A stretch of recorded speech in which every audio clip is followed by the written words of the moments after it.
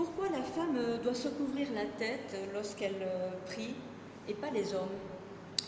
Bien, c'est une très très bonne question. Alors d'abord parce que c'est écrit dans la Bible, n'est-ce pas? C'est parce que c'est la Bible qui nous le dit. Alors je vous propose de prendre avec moi ce texte que nous connaissons par cœur, bien entendu. Il s'agit de 1 Corinthiens, chapitre 11. Alors avant de lire ce texte, pour être très clair, on aura tout dit sur ce texte. On nous aura dit que ce texte avait été écrit parce qu'à l'époque, il y avait des prostituées.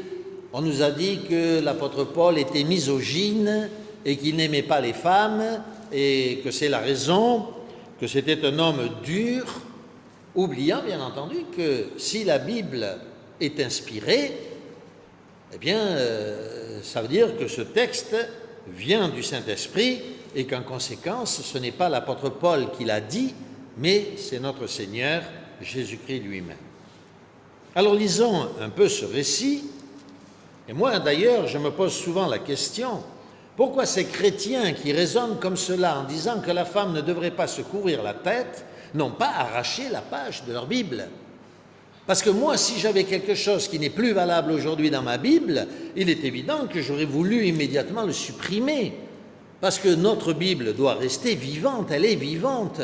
Si donc quelque chose est mort, il faut absolument le supprimer.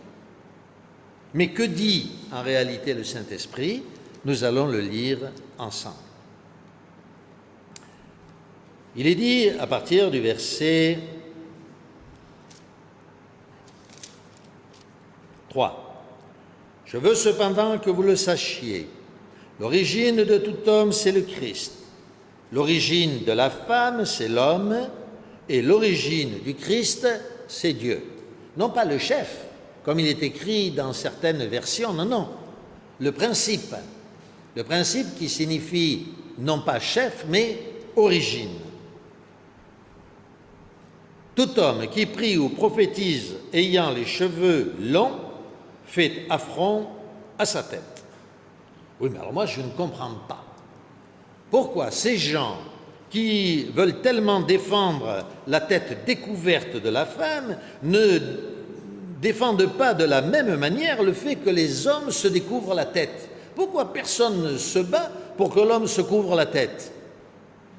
Car vous le savez, il n'y a pas plus de 50 ans de cela, et même d'ailleurs de nos jours, les hommes qui portent un chapeau se découvrent toujours devant une femme. C'est la moindre des politesses, disons. Quand un homme rentre dans une église, il ne rentrerait pas dans une église sans se découvrir la tête. Un homme ne parlerait pas dans la maison où il est invité sans se découvrir la tête. Ce serait une insulte, ce serait une honte. On devrait donc se battre pour faire que l'homme se couvre la tête. Continuons donc notre lecture. Toute femme qui prie ou prophétise le chef découvert fait affront à son chef. Faites attention au jeu de mots. Le chef, la tête. On appelle la tête le chef. Un chapeau s'appelle le couvre-chef. Oui, mais le chef, c'est aussi le mari. C'est aussi celui qui est au-dessus, car on vient de lire que le principe de la femme, c'est l'homme. Continuons notre lecture. C'est exactement comme si elle était tondue. Si donc une femme ne se couvre pas, alors qu'elle se coupe les cheveux. Mais si c'est une honte pour une femme d'avoir les cheveux coupés ou tondus, qu'elle se couvre. Donc puisque, à cette époque-là, on considérait une femme qui ne se découvrait pas comme si elle était tondue, l'apôtre Paul dit, alors à ce moment, allez jusqu'au bout. Tondez-vous la tête. Vous ne voulez pas le faire? Alors, si vous ne voulez pas le faire, couvrez-vous la tête. Voilà le sens de ces mots. L'homme, lui, ne doit pas se couvrir la tête parce qu'il est l'image et la gloire de Dieu. Quant à la femme, elle est la gloire de l'homme, etc., etc. Que signifie cette expression « elle fait honte à son chef » ? Nous avons lu tout à l'heure dans Genèse l'histoire du péché. Nous n'allons pas le relire, Mais que s'est-il passé réellement? Adam était donc le chef, le principe. La femme a été tirée de l'homme. Et toute l'humanité allait être tirée d'Adam et d'Ève. Adam était le prophète de Dieu. Dieu ne parlait pas le soir à Ève, non, non. Il parlait, nous dit le récit biblique, à Adam. Et Adam parlait à sa femme. C'était lui le prophète. Et il allait être le Christ, en réalité, pour toute l'humanité qui allait derrière, venir. C'était lui qui aurait été le Christ s'il n'avait pas péché. Le Père de toute l'humanité au sens humain et spirituel. Or voilà que Dieu lui donne la parole. Il lui donne une parole, tu ne toucheras pas de cet arbre.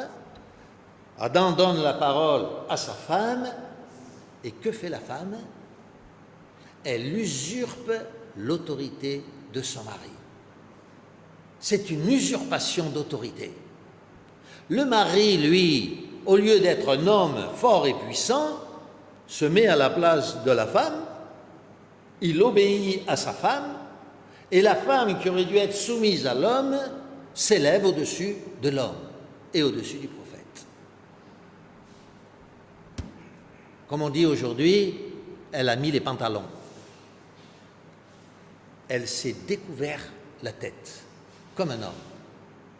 Et l'homme, lui, s'est couvert la tête. Et c'est pour ça qu'aujourd'hui, les Juifs encore continuent dans leur honte de se couvrir la tête. Nous dit la parole de Dieu, les hommes, nous marchons le visage découvert. Et nous allons de gloire en gloire. Ainsi, la femme, dans le jardin d'Éden, s'est découvert la tête. Elle a pris la place de l'homme. C'est un péché absolument immense, immense. À cause d'elle, le péché est entré chez Adam. À cause d'elle, l'humanité entière a été remplie du péché et tout ce que nous connaissons aujourd'hui vient de cette femme, Ève. Regardez ce qu'encore a fait Ève. Elle se tient devant cet arbre et vous savez qu'un arbre, ça a des branches, n'est-ce pas? Autrement dit, ça a la forme d'une croix, ou plutôt une croix a la forme d'un arbre, avec des branches. Et dans cet arbre que regarde Ève, cette femme désobéissante, cette femme qui prend l'autorité au-dessus de l'homme, regarde le Dieu qui est dans l'arbre, le serpent, et elle l'écoute. Ce faux Dieu, elle l'écoute. Et elle va porter du fruit à son mari pour le faire manger. Non seulement à la manger, mais elle fait manger son mari. Regardez la différence avec Marie.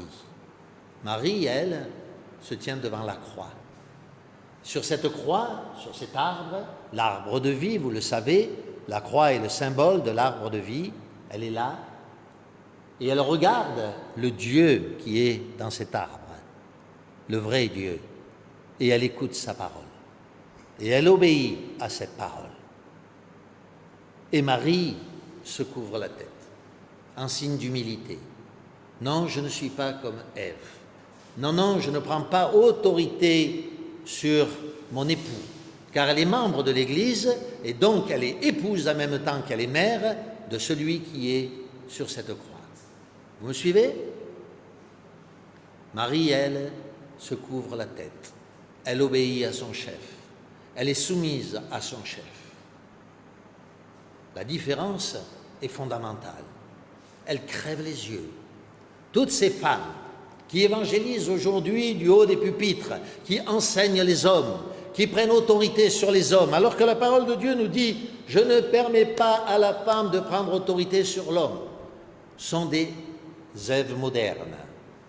Toutes ces femmes qui demeurent dans l'humilité et dans la modestie, comme Marie, sont des femmes qui attendent que le Seigneur lève la punition qu'il a fixée sur elles. Et comme le Seigneur a dit, je placerai dans mon royaume aux plus hautes fonctions les plus humbles des humains. La femme qui sait attendre, qui sait patienter, qui sait comprendre la soumission qu'elle doit à Dieu et aux anges, Parce que tout s'est déroulé devant les anges. Et c'est devant les anges que tout cela se passe. C'est à cause des anges ou devant les anges que Ève a péché. C'est devant les anges que les femmes bénies comme Marie se tiennent et montrent leur humilité. Non, je ne veux pas être comme Ève. Non, je ne veux pas prendre autorité sur les hommes. Je veux rester dans la soumission et dans l'humilité, attendant que le Seigneur m'amène lui-même sa bénédiction. La punition sera enlevée. Amen.